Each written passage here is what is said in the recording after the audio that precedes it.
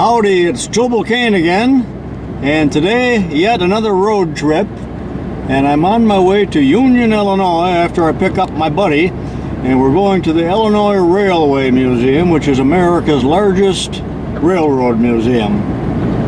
I'm still in LaSalle County, and you can see that we've had heavy rains and the wheat is turning golden. They don't raise a lot of wheat here. It's mainly corn, and that's already almost shoulder high or breast high. But this will be an exciting day. The weather's going to be perfect, and looking forward to a good time seeing a lot of rolling stock and other displays. And this will be a brief video. I'm not going to show you it all because it just would take too much time, and I want to enjoy. Oh, the road's falling apart here. Or no, that was just mud. I'll make a corner here, pick up my buddy Russ, and away we go. It's about 95 miles. A lot of flooding here in Illinois. We're up near DeKalb, Illinois. Got a flagman here. I think there's water in the underpass. One lane.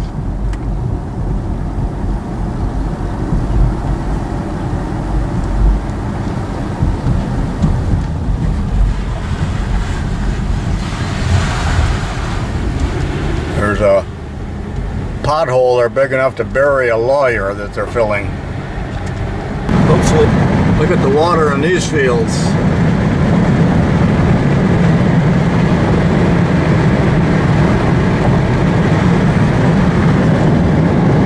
It's too late to replant corn, but they might replant some of the soybeans.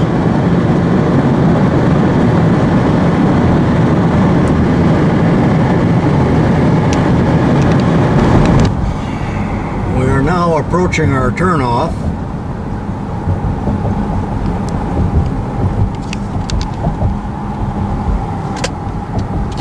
At the little town of Union, Illinois. I'm going to have to be more alert next time I buy paint thinner. Here it is, the Illinois Railway Museum in all its glory at Union, Illinois.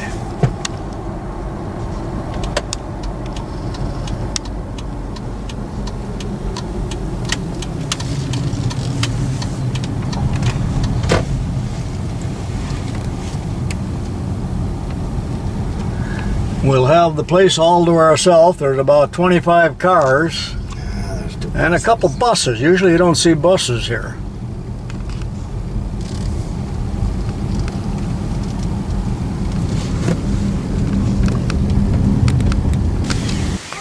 Here we are at the East Union Station.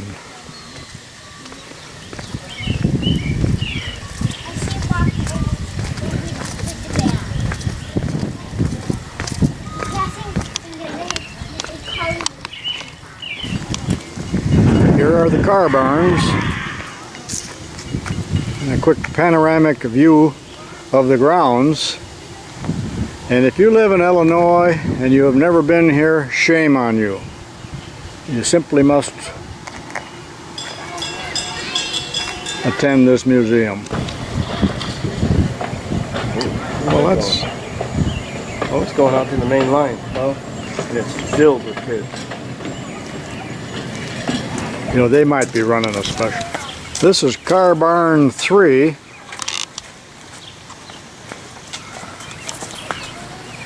With some neat old coaches. I can just see Teddy Roosevelt standing on the back of this, talking about the big stick.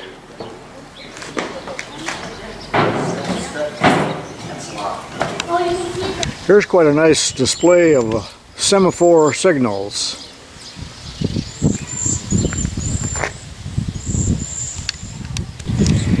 In the scrap pile, something as simple as a selection of finials, all cast iron.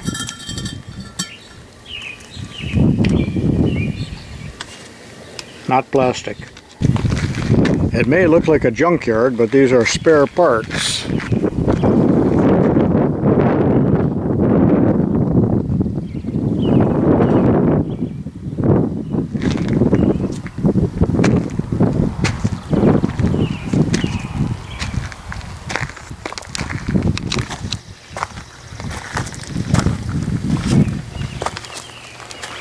apparently rotors out of the traction motors.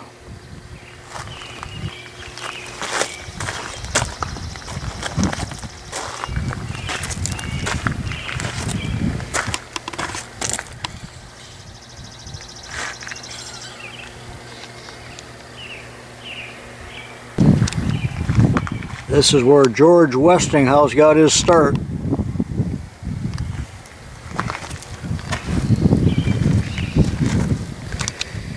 I was just contemplating these bearing boxes here. There's a whole pallet full of them. In stark contrast to the Timken bearings, and what a revolution that must have been. Cow catchers that actually are cow catchers. Look at the thickness of these brake linings. Hopefully there's some asbestos in there so it can do its job.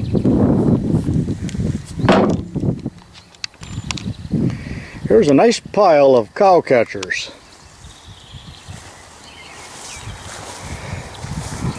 Looks like this one hit an Angus bull. I pose a question for you viewers out there on this locomotive, which has Hyatt bearings, electromotive of course, but on this other axle here, connected by wires, is something, and this is on the end of the axle. What is this? I am saying it has something to do with checking wheel slip, but you real railroad buffs out there can tell me what this is, or maybe I should make it part of my what is video. Here's a what is it for you on this locomotive at the Illinois Railway Museum. On the end of the axle is a device. The cover is off, so you can see the inside of it. I didn't take it off. What is this item? Here's some of the rolling stock here at the museum. We're in the backyards, which we happen to favor, but I do like this, that a couple of years ago they erected this electromotive sign, and this came from LaGrange, Illinois, and that, as far as I understand, was in front of the huge electromotive diesel works there, where they manufactured many locomotives for many, many years. This is the bus barn. Let's take a little look at some of this rolling stock.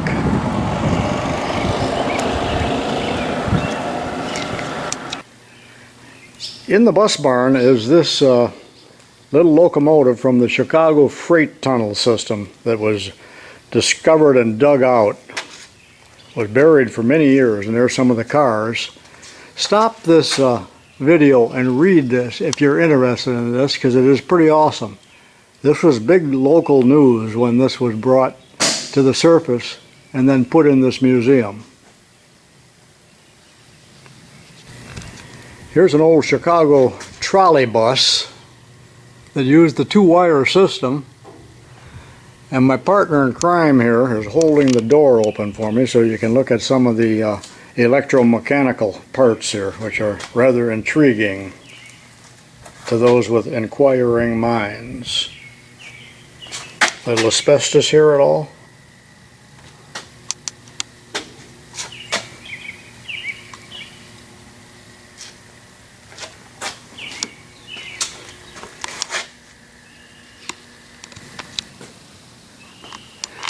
This is a Ford bus marked Brookfield Zoo. We're going to go around the back side if we can and look at the old V8 motor flathead. Here's the engine of this Ford. See, it's a flathead. Look at the size of the generator.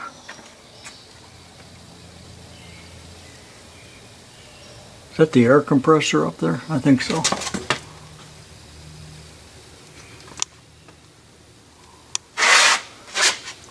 All very interesting, and you can pretty much understand what things are.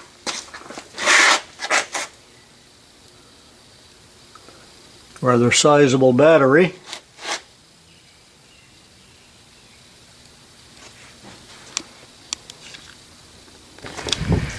Here's quite a snowplow. There's a doghouse on the top for the operator. And here on the side, these big wings come out. You can see the hinges.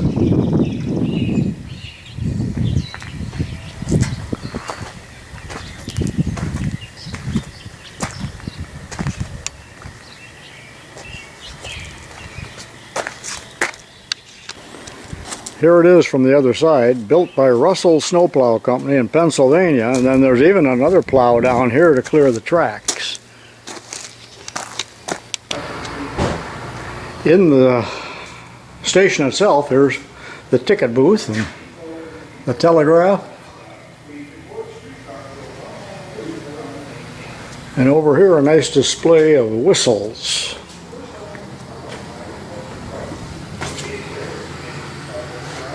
It's a little dark in here, but here's some nice steam whistles.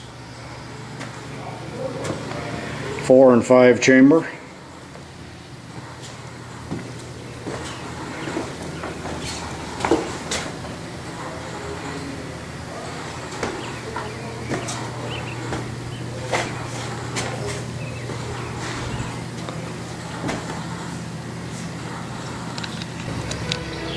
In the trolley barn, there's a car undergoing restoration right out front so we can see it.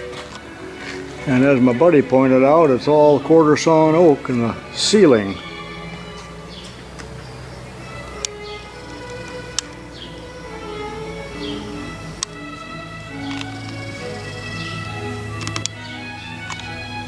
X18.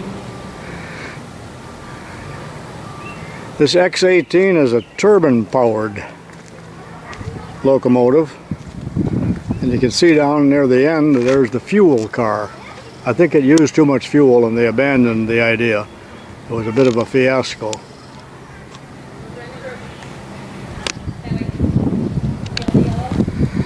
I love the smell of creosote in the morning. We're now in the steam locomotive area. There's the sand tower. That crane is used to load coal.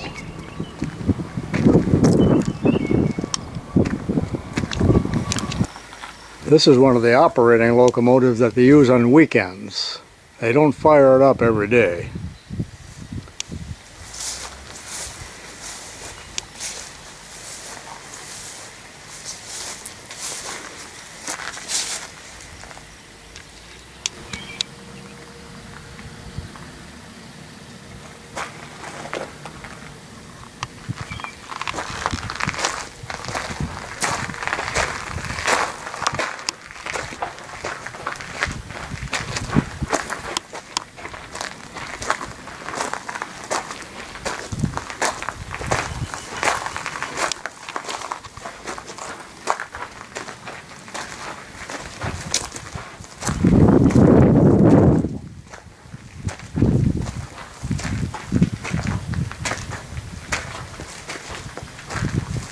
Look at the double hooks on this thing. That could do some serious lifting. Here's another type of snowplow that was used out west, a big rotary plow. And those blades can be pitched.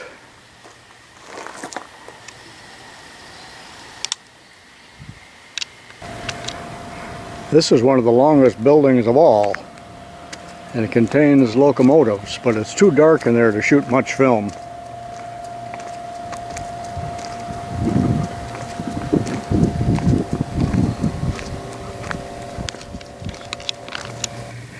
In one of my other videos, I had lamented the Ford Museum trading off some of its stock.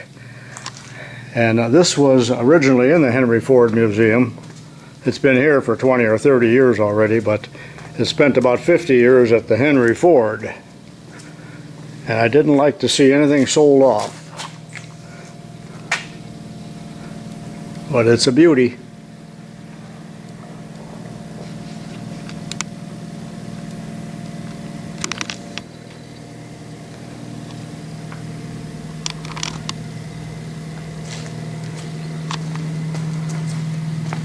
For many years I've admired this big white engine and this mock-up here of a, I think it's the Stevenson reversing valve. I'm not totally sure, but it must have been from a school. Quite awesome. And this is a General Motors diesel.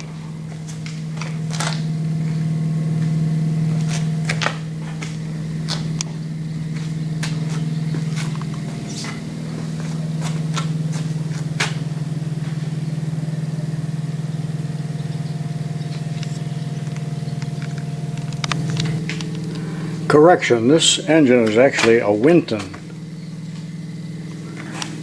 And the production version of this was used on the Zephyr, Pioneer Zephyr. General Motors bought Winton out. When they were developing this engine, they made many prototypes, and they said that the only part of it that didn't give them trouble was the dipstick. Out here in the back lot, the general public usually doesn't come out here, but here's their track laying and repairing equipment, lawnmowers, and many units waiting for restoration. And then this huge building here is relatively new.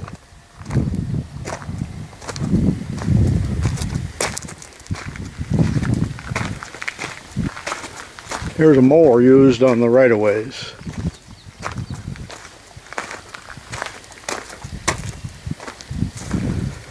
Oh, that was Amtrak. I don't remember this one. No, I don't either. Here's a big old shaper.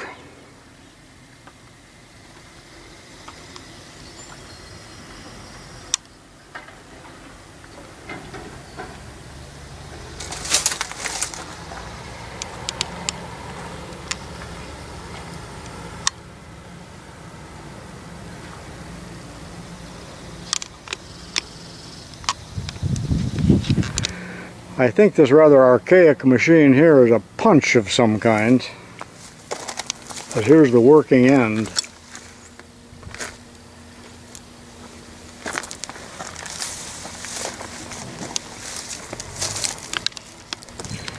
Here's an interesting machine made by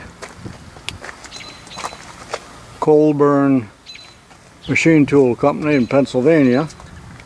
Big rotary table. I'm not sure what it's called, but apparently the tools were held in these slides here.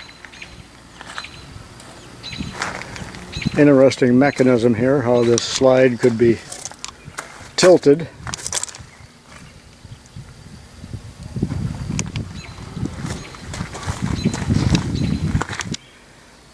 Here's a nice old LeBlanc lathe rusting away with probably about a 12-foot bed.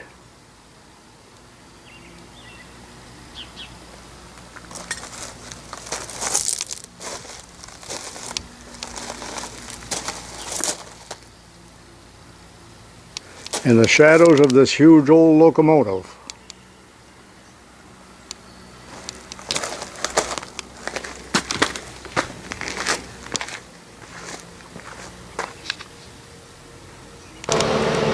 Here's another old shaper.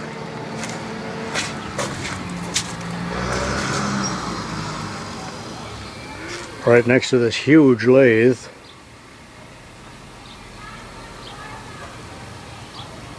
And some kind of drop hammer.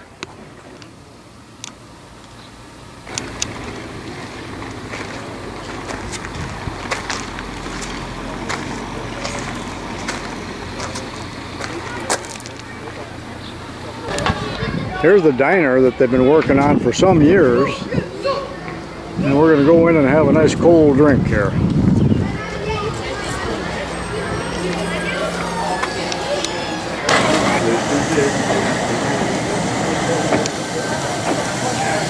Okay, we're going to take a little ride. And speaking of starved rock, yeah,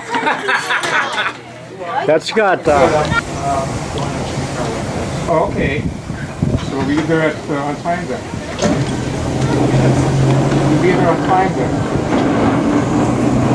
Okay. All right, see you then. Bye. This signal's telling us stop. It's going to come in yellow in a second. There we go. signals are not for show, they're actual. The museum's buses, trolley buses, as well as internal combustion vehicles.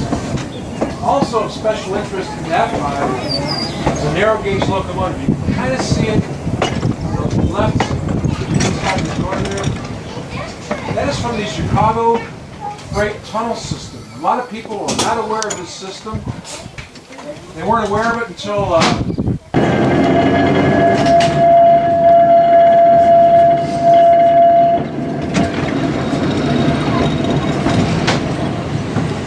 when we first stopped here on the streetcar line is Electric Park, as you can see by the shelter. It had a sign. By 1958, all streetcar operations had ceased in Chicago, replaced by buses. A lot more economical.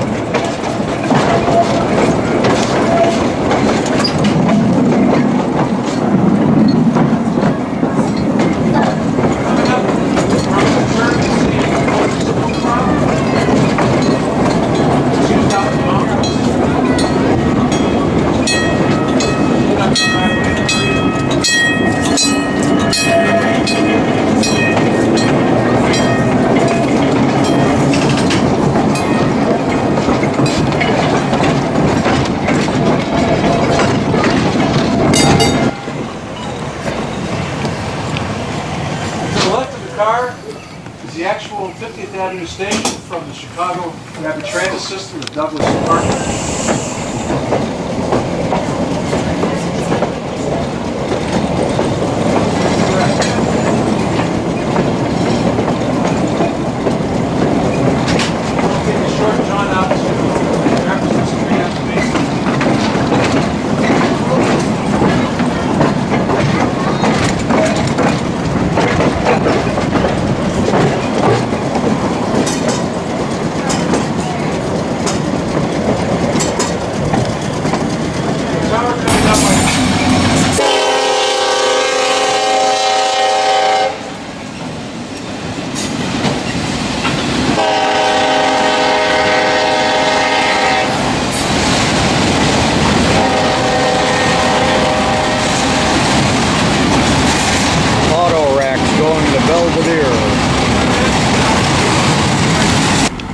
So long, Railway Park. Hope you enjoyed the video.